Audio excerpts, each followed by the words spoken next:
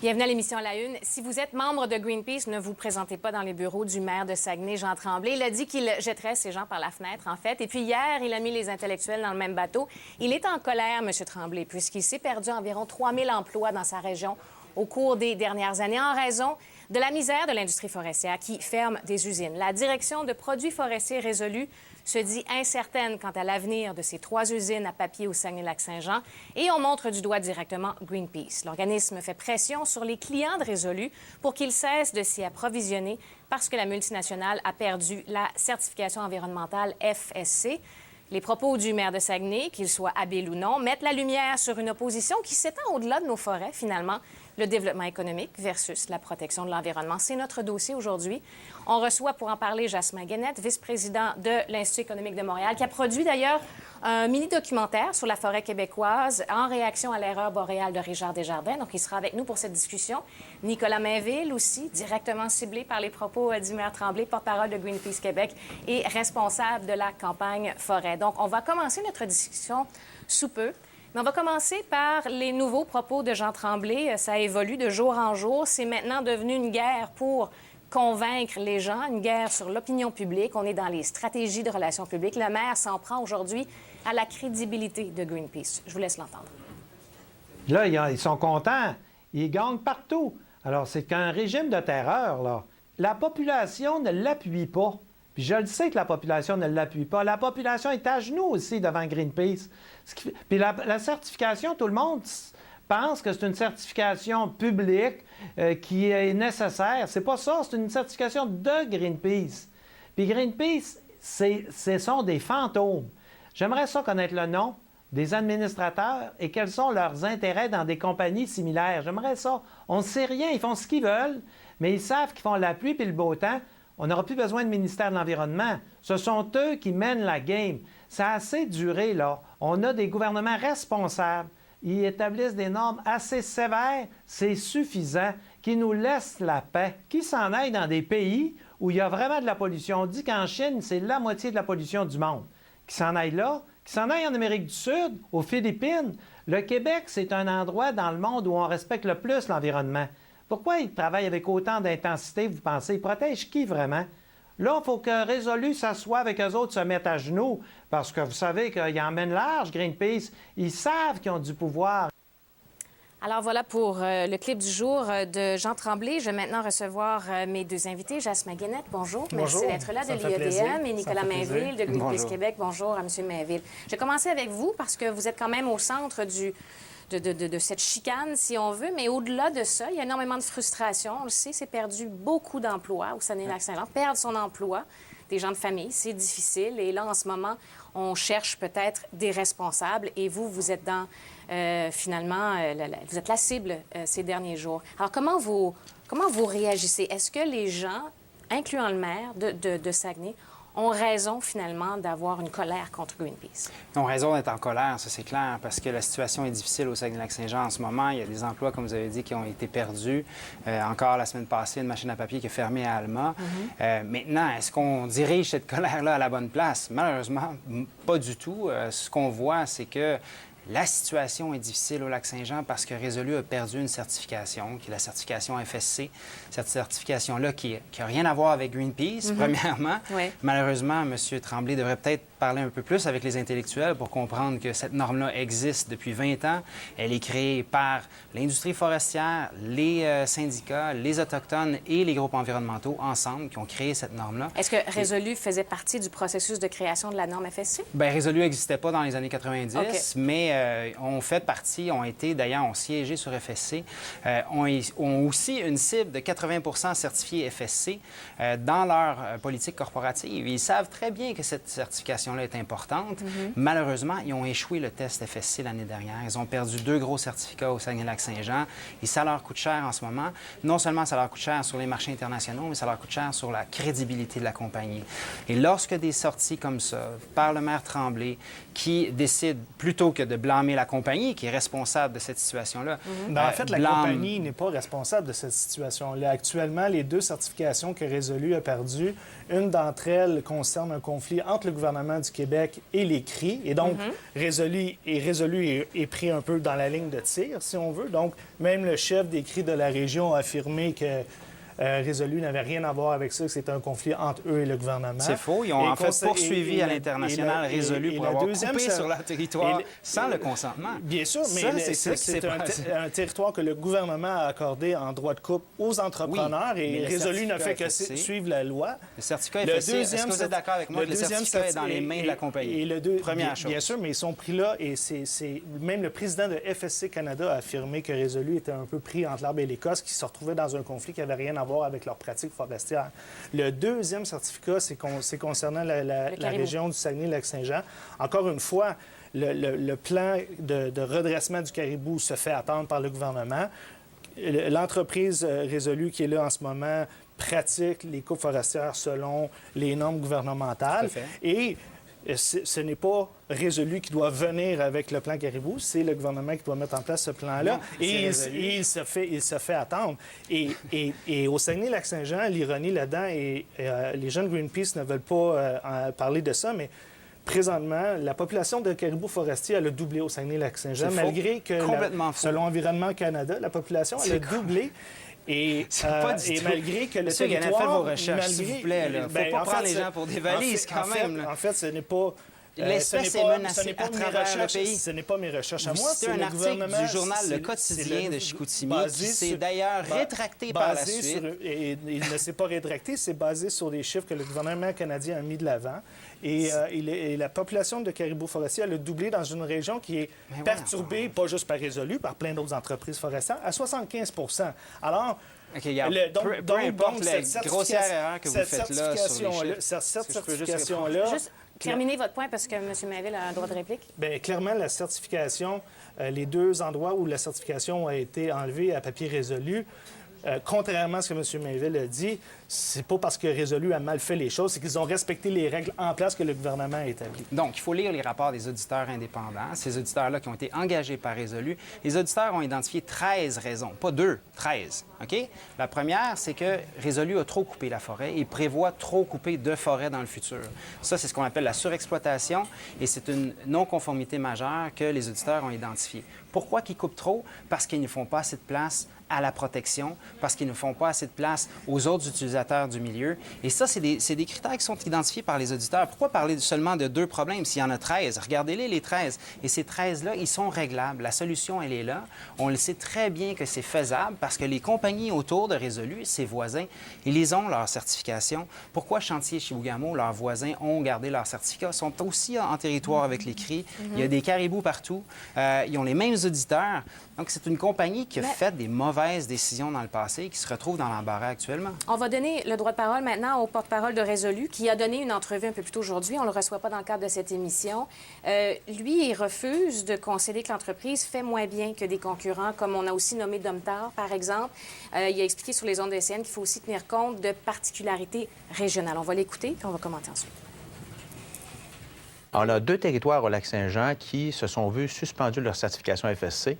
Il y a plus de 200 critères qui gèrent un peu cette certification-là. Un peu comme une norme ISO, des choses comme 9001, ça. 9002. Et les 2 principales causes qui sont à l'origine de la suspension, c'est d'abord, le conflit entre les CRI, les Inuits et le gouvernement du Québec qui date de 2002. Et l'autre, c'est le plan de rétablissement de l'habitat du caribou forestier préparé par le gouvernement du Québec, mais qui a été jugé inacceptable par notre auditeur. C'est les 2 principales causes qui ont mené à la perte de nos certifications, malgré ce qu'on peut en prétendre ou ce qu'on peut en dire Greenpeace. Vous voulez pas le retrouver? D'abord, ces éléments-là ont été confirmés pas 1, pas 2, pas 3, mais 4 fois par le gouvernement du Québec que c'était des éléments qui étaient sous sa responsabilité. Alors oui, bien sûr, on souhaite que le gouvernement puisse régler les problématiques auxquelles il fait face pour qu'on puisse récupérer nos certifications. Kruger aussi Domtar a son saut sur un territoire au Saguenay-Lac-Saint-Jean, au Québec, au sud. Il n'y a pas de caribou, il n'y a pas de Première Nation et c'est un territoire privé. Donc, ce n'est pas vraiment les mêmes éléments sur lesquels on doit comparer nos exigences. Et on a plusieurs autres territoires au Québec qui ont vu leur certification FSC renouvelée au cours des derniers mois. Bon, l'avantage de la discussion et de la sortie du maire Tremblay, c'est qu'au moins, là, on permet d'en apprendre un peu plus sur cette certification FSC. C'est quoi? Que fait le gouvernement du Québec? Est-ce qu'il faut taper sur la tête de Résolu parce qu'elle n'a pas cette norme-là, alors que d'autres l'ont? M. Blackburn nous dit, attendez, il y a des particularités régionales. Donc, on essaie d'y voir plus clair. Est-ce que, par exemple, Résolu n'a aucune norme FSC? Est-ce qu'il faut comprendre ça de ce débat-là? Chaque certification est accordée par territoire de coupe pour chaque entreprise qui est présente sur le territoire en question. Et donc, Résolu a présentement, comme Domtar, comme plein d'autres entreprises forestières, un certain nombre de ces terrains qui sont certifiés FSC. Au Canada, 50 de tout le territoire qui est propice à la coupe forestière est sous certification. C'est le pays qui a l'industrie forestière où il y a le plus de certifications. On est les leaders au monde dans ce domaine-là. Le Québec est la province où il y a le plus d'hectares certifiés partout au Canada. Et donc, déjà, les pratiques se sont nettement améliorées. Elles sont très, très bonnes, respectent l'environnement dans un souci de développement durable, c'est-à-dire qu'on... Et les marchés sont compétitifs et les concurrents de Résolu reconnaissent que la norme FSC, c'est la norme qu'ils doivent atteindre. Et d'ailleurs, Domtar s'est démarqué à l'international, a reçu des prix. Tembec est pionnier du FSC au Québec. 100 de ses opérations sont certifiées FSC. Chantier Chibougamau, juste à côté de chez Résolu, sont certifiés FSC avec les mêmes auditeurs. Arbec, juste à côté, certifié. Résolu a pris des mauvaises décisions et se retrouve dans l'embarras. Mais est-ce que Résolu a une certification FSC dans certains de ces territoires? Oui, en Mauricie, ils ont des territoires qui sont certifiés et ont d'ailleurs eu des suspensions qui ont récupéré par la suite. Et c'est possible d'avoir des suspensions et de récupérer ces certificats. Sauf qu'en ce moment, il n'y a pas de plan de Résolu. Le gouvernement est en train de débloquer 500 000 pour régler une des non-conformités de Résolu, qui est le conflit avec les cris. Et il y en a 12 autres. Il va falloir que Résolu se mette à table et travaille avec les différents intervenants pour régler ces autres 12 non-conformités. Mais la population peut avoir l'impression que Greenpeace cible un territoire où il y a des particularités peut-être plus difficiles à régler, des problématiques plus difficiles à régler, alors qu'ailleurs, êtes-vous d'accord avec M. Guénette que si on fait fi du territoire du Saguenay, propriété de Résolu, est-ce qu'on peut dire qu'ailleurs au Québec, la performance est relativement bonne? En fait, c'est toutes des forêts publiques, c'est pas propriété de Résolu. Non, je comprends, mais là où Résolu a ses droits de coupe. Il y a définitivement un gros défi dans le secteur du nord du Lac-Saint-Jean parce que c'est là que se retrouve, entre autres, la pouponnière du caribou forestier. Dans tout le secteur, c'est là qu'on se retrouve avec les dernières grandes forêts vierges. Le territoire a été fragmenté entre 60 et 70 de tout le territoire qui est administré par Résolu. Il reste 30 à 40 de forêts encore vierges. Et c'est là que se refuge cette espèce-là qui est menacée à travers le pays et qui a disparu, qui était jusqu'à la frontière des États-Unis il y a 150 ans. C'est ça qu'il faut Donc, dire on aussi, a repoussé cette espèce-là juste à la limite nordique. Elle se porte bien au Saguenay-Lac-Saint-Jean. Elle se porte bien. C'est pour ça qu'elle a un statut menacé à travers le pays. Elle a un statut menacé, mais vous voyez la harde de la rivière-Georges qui avait une population de 800 000. C'est caribou toundrique, ça, monsieur. Et donc vous êtes complètement en dehors de l'écosystème. Il n'y a pas d'arbre dans la toundra, monsieur. Exactement. Donc, le principe, c'est de dire que le caribou forestier et le caribou toundrique, il y a des endroits où la population est en hausse, il y a des endroits où la population est en baisse. Et dans le contexte du Saguenay-Lac-Saint-Jean, où l'industrie forestière, c'est à peu près 5 000 emplois, ça représente presque 600 millions. Non, mais si votre norme qui vous permet de vendre des produits à l'international vous dit protéger les espèces menacées, si la norme, si les acheteurs partout à l'international disent, nous, on ne veut pas être associés à la disparition d'espèces ou on ne veut pas être associés à des conflits avec les Premières Nations et que tu as une norme qui te garantit que ça, c'est réglé, ces enjeux-là, pourquoi ne pas tout faire pour garder cette norme-là? Moi, j'ai une question pour vous, M. Gannett, c'est que les syndicats n'ont pas dans leur cœur en ce moment Greenpeace, mais reconnaissent une chose, par contre, et on les a reçus la semaine dernière. Parce que c'est sûr qu'en fait, toute barrière au maintien de ces usines-là va les contrarier, mais ils ont reconnu quand même que la perte d'emploi n'est pas directement liée à l'action de Greenpeace. Et là, on montre du doigt les décisions même de Résolu. Par exemple, de maintenir la production dans le papier uniquement, de ne pas investir suffisamment dans l'innovation. Est-ce qu'on peut vraiment dire que les pertes d'emploi, que la misère, finalement, de l'industrie au Saguenay est directement liée à une action peut-être ponctuelle? Non, et je pense que la forêt au Québec est en transition. Je pense que les gens de Résolu S'ils ont certaines choses à redire, particulièrement sur leurs usines, ils pourront vous répondre. L'industrie est en transformation. Il se vend moins de papier journal. Je veux dire, la transformation se fait pour d'autres produits. Il y a peut-être moins de clients. Tout ça, je veux dire, je pense que c'est un ensemble de facteurs. Il reste qu'au Québec, le couvert forestier est en expansion. La forêt se porte bien. On coupe 1 de la superficie de la forêt commerciale qui est attribuée par le gouvernement. On a des pratiques exemplaires. Et ce que je trouve dommage, c'est pas tant qu'on mette de l'avant les principes de certification, ce qui est très, très bien.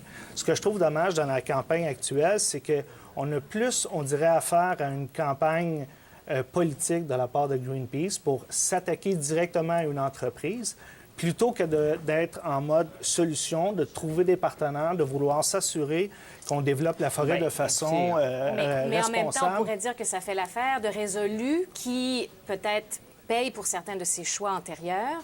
En ce moment, on cible Greenpeace. Qu'est-ce que vous en pensez? Je veux juste répondre là-dessus. Utiliser Greenpeace comme bouc émissaire, c'est classique, c'est facile à faire.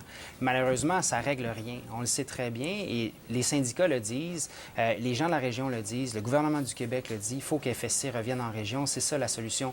Et là, dans ce cas-ci, Greenpeace fait partie de la solution. Nous, on peut épauler Résolu là-dedans. On a tendu la main à plusieurs reprises. On est allé rencontrer ses actionnaires au mois de mai à Saint-Félicien en disant, c'est quoi votre plan pour récupérer la certification? On est là pour vous aider. Il est où le plan?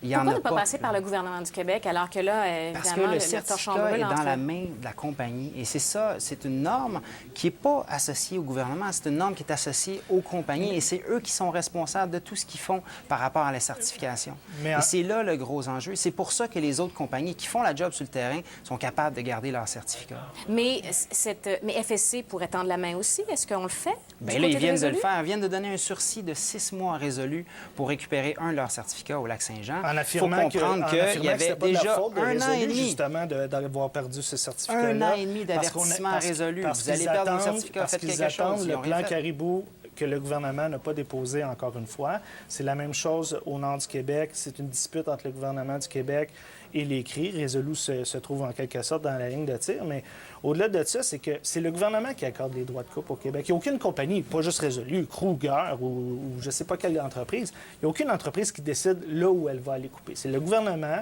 le forestier en chef et son équipe qui disent pour tel secteur, telle compagnie, vous allez pouvoir aller récolter des arbres. Et l'entreprise ne fait qu'aller chercher les arbres qui sont là. Et la norme FSC lui dit, juste une pause là-dessus, la norme FSC lui dit, oui, vous recevez des volumes du gouvernement. Par contre, c'est votre responsabilité de respecter les critères de la norme. Pas de juste faire ce que le gouvernement dit, respecter les critères de la norme. Donc, par exemple, obtenir le consentement préalable et éclairé des CRI. Ça, c'est un exemple. Ils sont allés couper sans avoir le consentement des CRI. Ça contrevient à la norme. Les CRI eux-mêmes ont affirmé que ce litige-là n'avait rien à voir avec l'entreprise sur place. Ils ont poursuivi à l'international à cause de ça. C'est que le gouvernement n'a pas respecté... On va les laisser poursuivre pendant la pause commerciale. On va régler cette chicane-là, puis on va revenir, nous, à l'émission, à la une. C'est avec